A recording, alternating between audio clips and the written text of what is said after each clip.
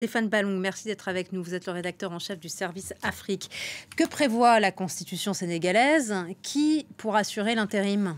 Alors, Judith, j'ai parcouru la constitution du Sénégal avant de venir en plateau. Je n'en suis pas sorti plus éclairé, parce que la constitution dit plusieurs choses et cela laisse la place à l'interprétation. Alors, d'une part, la constitution dit en cas d'empêchement, de démission ou de décès du président, son intérim est assuré par le président de l'Assemblée nationale. Dans ce cas de figure, le Conseil constitutionnel doit d'abord constater la vacance du pouvoir et ensuite le président de l'Assemblée nationale a entre 60 jours et 90 jours pour organiser une nouvelle élection. Mais cette constitution dit en même temps plus loin que le président de la République en exercice reste en fonction jusqu'à l'installation de son successeur. C'est un argument utilisé par les partisans de Macky Sall pour dire que, en fait, que l'élection intervienne après le 2 avril, Macky Sall devrait rester en fonction jusqu'à la désignation de son successeur. Alors, j'ai posé la question à plusieurs juristes. Je peux vous dire, Judith, qu'ils n'y voient pas plus clair que nous. Alors, ce qui me revient le plus souvent, c'est il faut attendre la date de mardi, c'est-à-dire la fin de la concertation annoncée par Macky Sall pour y voir un peu plus clair.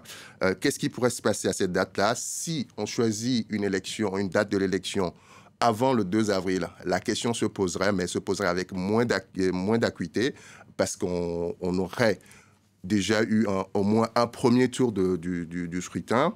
Et si jamais la date trouvée pour cette élection présidentielle vient après, postérieure au 2 avril, alors dans ce cas, il faudrait qu'il y ait soit la question soit tranchée par cette même concertation, c'est-à-dire les acteurs que Macky Sall convoque autour de la table se mettent d'accord sur un schéma qui pourrait être le président de l'Assemblée nationale ou Macky Sall lui-même qui poursuit jusqu'à l'installation de son successeur, ou soit il n'y a pas d'accord, il n'y a pas d'entente, et dans ce cas, c'est le Conseil constitutionnel qui intervient et qui tranche la question par ce qu'on appelle un avis. Donc, il faut attendre le mardi prochain, après la concertation, pour voir à peu près dans quel cas de figure on va se retrouver. Et qui va fixer la date? Si on se réfère à la décision du Conseil constitutionnel il y a une dizaine de jours, cette décision dit très clairement que c'est à l'exécutif, donc au président Macky Sall, de proposer une date et d'organiser une élection dans les meilleurs délais.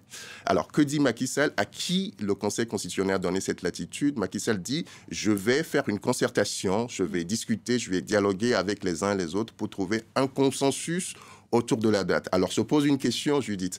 C'est un consensus est-il possible au terme de ce dialogue, sachant qu'autour de la table, on va avoir des gens, à la fois des candidats qui ont été déjà validés par le Conseil constitutionnel, des candidats qui ont été reculés, la société civile, la majorité présidentielle, autant dire des opinions qui parfois sont complètement inconciliables.